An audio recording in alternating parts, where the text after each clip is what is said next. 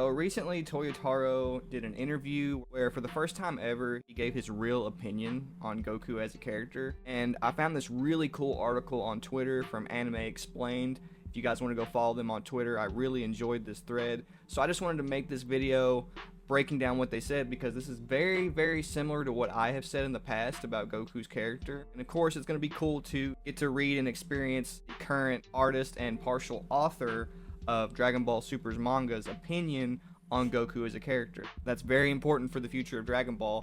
So let's check it out. Let's just go ahead and take a look. Starts off saying, analyzing Toyotarou's perception of Goku's development in Dragon Ball as described by him in a recent Q&A. And I actually watched this Q&A when it happened live, and I was planning on covering it. I was going to just use the interview itself, but I really like this thread, so I wanted to take this opportunity to promote Anime Explained. The first thing that Toyotarou points out is that Goku's story would have been a lot darker if the manga was handled any differently. And what he means by that, of course, is he was stuck in a pod from birth to age 3. We all know this, and Dragon Ball does do a really good job using its aesthetic to keep everything lighthearted. And a lot of people like really grungy, dark, ink-heavy manga, and I understand the appeal. It is very appealing in terms of manga, like Murata's style and stuff like that. The aesthetic that some of these mangaka use is very appealing, but it's just not Dragon Ball to me. I just don't see it as Dragon Ball. I like the lighthearted feel that Dragon Ball itself has always had. The art style has always, to me, been a reflection of how lighthearted Toriyama is as a person. I really have a lot of respect for Akira Toriyama and the way he chooses to illustrate things. So I really like where Toyotarou is going with what he's saying here, because it's just true. If the story was done any other way, let's say in Murata's style, or a lot of different modern manga where the art is very, very detailed, dark, gritty, and grungy, the manga itself would have came off like a very dark piece of fiction. But the appeal to me has always been about the fact that Goku is this pure-hearted character, so you're sort of seeing the world through his eyes. Instead of seeing everything this really dark and gritty way, you're sort of seeing everything through his eyes, and so everything seems very lighthearted and pure, because Goku himself is very lighthearted and pure. And there is instances in the manga where things can get dark. There is instances in the manga where things get sort of intense, but if you'll notice, that happened in the Dragon Ball Z era, when Dragon Ball Z started to take itself seriously as a battle manga, and Vegeta was introduced along with the other Saiyans, and those characters themselves, because their perception was added into the mix, and because they became more prominent in terms of being dominant over the plot itself, the series did get a little darker, and it did get a little grittier. But overall, when you're seeing the story through Goku's eyes, you can really see how Goku himself is a pure individual by heart, and the story has always reflected that, because you can see it in Goku's dialogue. Just the things that Goku says in the manga itself are very lighthearted, very childlike. You can hear how pure of heart Goku actually is in his dialogue, and you can see it on the pages. And that's something that I've always really enjoyed about Dragon Ball, and I'm glad that Toyotarou is calling attention to that, because it's something that I think is very underrated about the Dragon Ball mangas in general. So as Anime Explained here, it's interesting for him to point out that Goku's story would have been really dark if it was another manga. Toriyama drew it with a cheerful setting right from the beginning, and it was targeted towards kids. But the real reason why Goku's story wasn't tragic is because he was born a liberated soul, an enlightened being, and he's teaching Earthlings in the universe through his example and association how one gets enlightened. It begins with meeting and being trained under Grandpa Gohan, losing his memories, and recreating himself from scratch. And this is what I've been saying this entire time.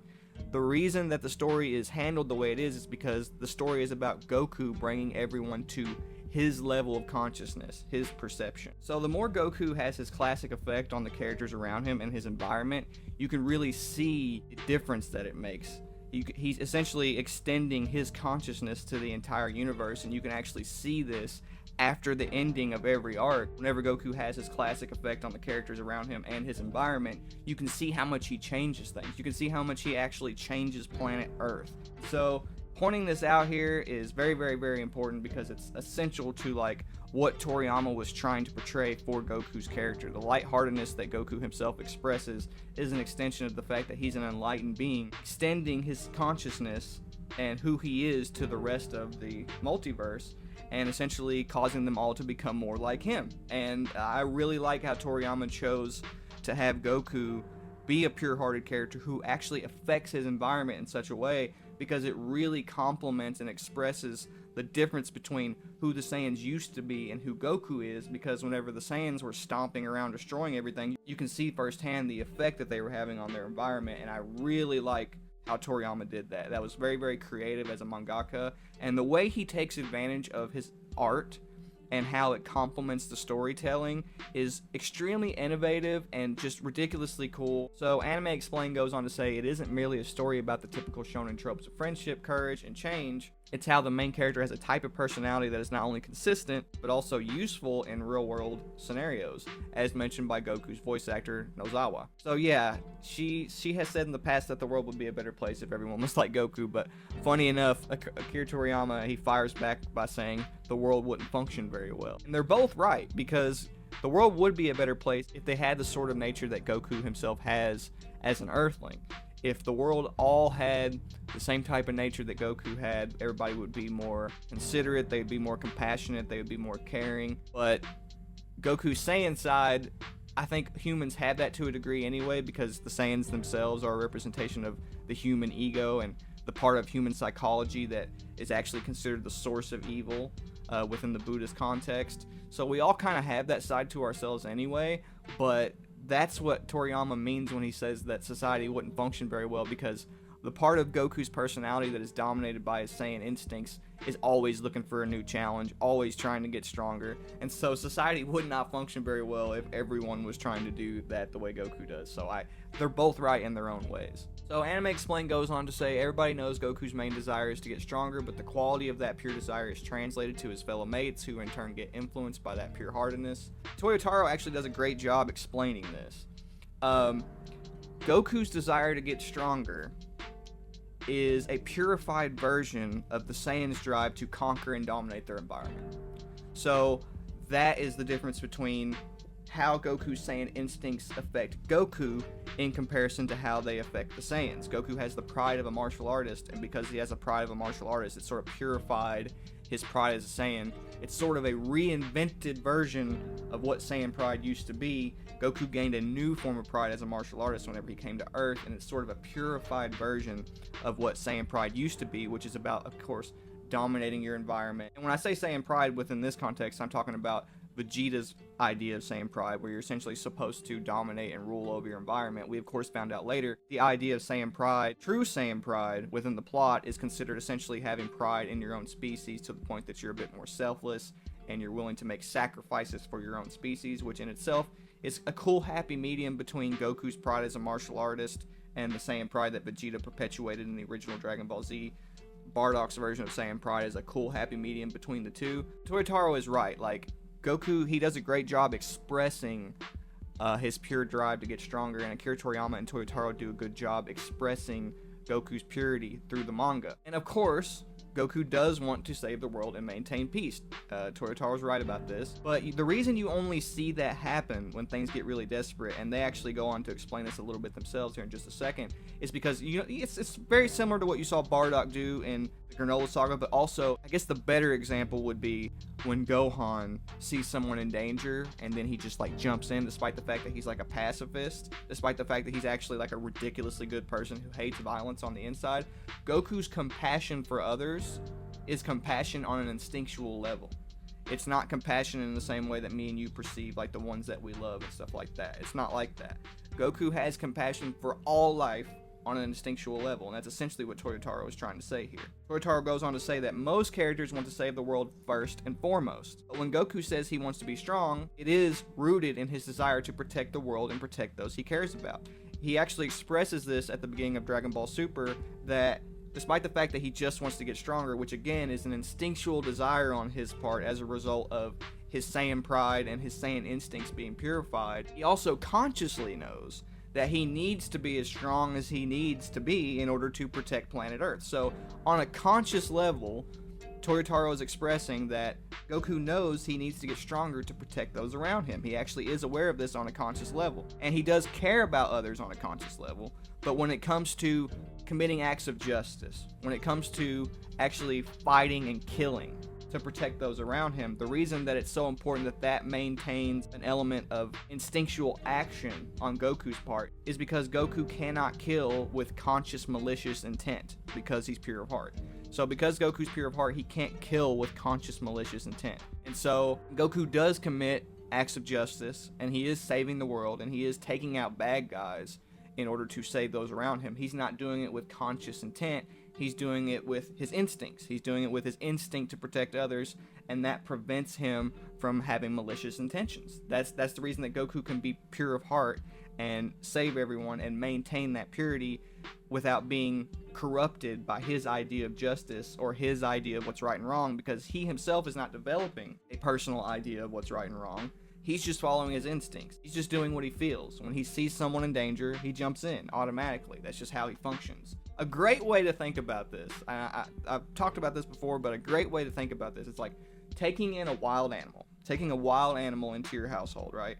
And then that wild animal, you know, in most cases, after they get older, and despite the fact that you can domesticate them to a degree, when they get older, their instincts come out. And they'll attack you in some cases. In Goku's case, you can think about it as the animal attacking someone else to protect you, right? Instead of it backfiring on you and killing you, like it did Grandpa Gohan whenever Goku was in his grade 8 form, Goku's instincts have always been implemented to protect others around him. And I like what they say here about Toriyama not letting this be revealed because of his personality and because he has hermit mentality. Despite the fact that I have a YouTube channel, I actually have somewhat of a hermit personality myself. Hermit mentality. So I relate to Toriyama a lot in this way because I just like to stay home. I don't like to go out and do wild, crazy things. I just like to stay home, keep to myself, spend time with my family, enjoy my time. I love peace. I just love to relax and be around the people that I love. So I relate a lot to Toriyama's personality there. Toriyama says, at any rate, I wanted him to have the sense of being that rare guy who seeks only to become stronger than before, so much so that it feels like there's no one as pure as this person. And while he does end up saving everyone as a result of that, he himself at least has a very pure sincerity about wanting to become stronger. So essentially, Akira Toriyama is trying to say that he wanted to portray to everyone that his desire to get stronger is what makes him the purest being in the universe. And I've always thought Akira Toriyama did a great job expressing that in the manga. I went into that a while ago with like his art style, Goku's dialogue, and just the overall way that his character is handled. I've always felt that purity that Toriyama was trying to express to others through Goku. I've always felt that, and it's one of the reasons that I've always felt that Goku was such an appealing character, because he really does appeal to that aspect of human nature. But like Toriyama says here, what I wanted to depict the most was the sense that he might not be a good guy at all, although he does do good things as a result. It makes perfect sense that his purity would make him seem off. That it would make him seem like he's selfish sometimes. And I've talked about this before, but Goku does selfish things with selfless intentions. And that's essentially what Akira Toriyama is trying to portray here and communicate to you, is that despite the fact that Goku seems selfish sometimes, because he's pure of heart and he's incapable of evil thoughts, even decisions that he makes that seem inherently selfish, he's making with a pure heart and without malicious intentions. Which goes back to what I said about whenever he commits acts of justice. When he commits acts of justice, he's not doing it with malicious intent. That's sort of the defining difference between he and Vegeta as well. So this is another interesting interview where Nozawa essentially expresses that Goku and Toriyama are very similar as people. They both have this innate purity. Nozawa has that going on too. But I really like this interaction between Toriyama and Nozawa because it really does express how the character is perceived within the confines of the business itself. You know, Akira Toriyama, Toyotarou, Nozawa. I really like this because if this is the kind of conversations that they're having about Goku's character, it's evident what the perception of Goku's character itself actually should be. So this brings me to the most misunderstood Toriyama interview of all time. I'm glad that they posted this because I've been wanting to talk about this for a while. But Toriyama says here, basically how Son Goku from Dragon Ball doesn't fight for the sake of others, but because he wants to fight against strong guys. So once Dragon Ball got animated, at any rate, I've always been dissatisfied with the righteous hero type portrayal they gave him. I guess I couldn't quite get them to grasp the elements of poison that slip in and out of sight amongst the shadows. And he's talking about these selfish actions that Goku commits with pure intentions. That's what he's talking about here. He's not talking about, Goku being a bad person. because Toriyama has actually openly said more than once that Goku is a good person. He said this himself. He's talking about the fact that Goku is so pure that it like backfires. Similar to Zeno, Beerus actually says in the Dragon Ball Super manga that Zeno's purity is what makes him so dangerous, and that's exactly the case with Goku. Most of the trials that the cast deals with is a result of Goku's past actions. It's just that Goku's purity ends up taking that cycle of destruction and using it to create a cycle of creation. Every time something that Goku has done in the past causes them to have to deal with some sort of trial, because Goku remains pure and because he faces these trials with his pure heart, he ends up having the same effect that he has on the characters around him on the entire planet Earth. Essentially, the good that Goku does, he does on an instinctual level. The bad that Goku does, he does on an instinctual level. And he does all of it without malicious intent. He does all of it with a pure heart. And I'm really glad that Toyotarou expanded on this a little bit, because the more that they talk about Goku's character, I think the better people will understand exactly what Toriyama and Toyotarou are trying to express through Goku.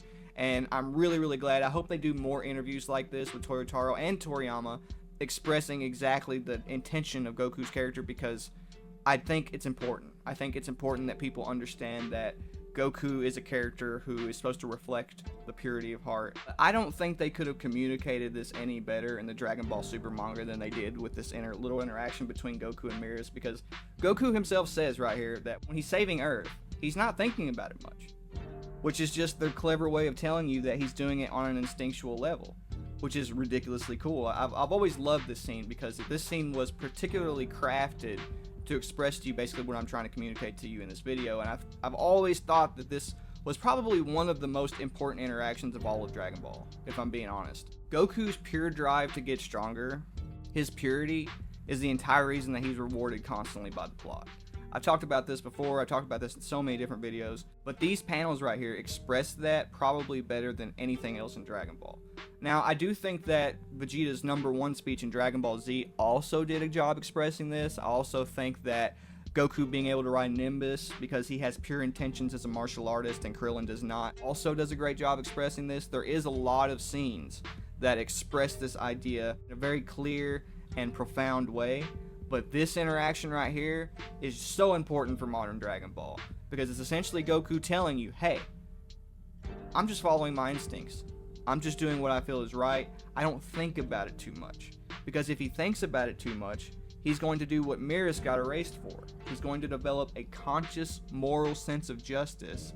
And that was the entire point of this interaction between Beerus and Goku, is that Beerus is developing what the angels look down upon. And Goku has the nature that the angels themselves naturally have. So Beerus is slowly becoming more human. And Goku was born with the nature of an angel. So it's a very, very interesting interaction, because Goku's purity makes him sort of neutral in the same way as the angels. And because he maintains this amoral stance, because he doesn't develop a false perception of right and wrong like Vegeta, he always comes out on top. Because he always practices martial arts and practices taming the ego, that's what makes Goku so successful. His purity of heart is what the plot actually rewards, and this scene did a great job expressing that. These are all things that I think are vitally important when it comes to understanding Goku's character. Whenever I start going back and reviewing Dragon Ball and Dragon Ball Z and Dragon Ball Super as a whole, you're going to see this a lot more. I'm going to call a lot more attention to this, but it's essentially the premise of the entire series, that Goku perpetuates his attitude, his enlightenment, his pure heart to the entire universe. Anyway, I hope you've enjoyed this video. Don't forget to like, comment, subscribe, and I will see you guys in the next one. Peace.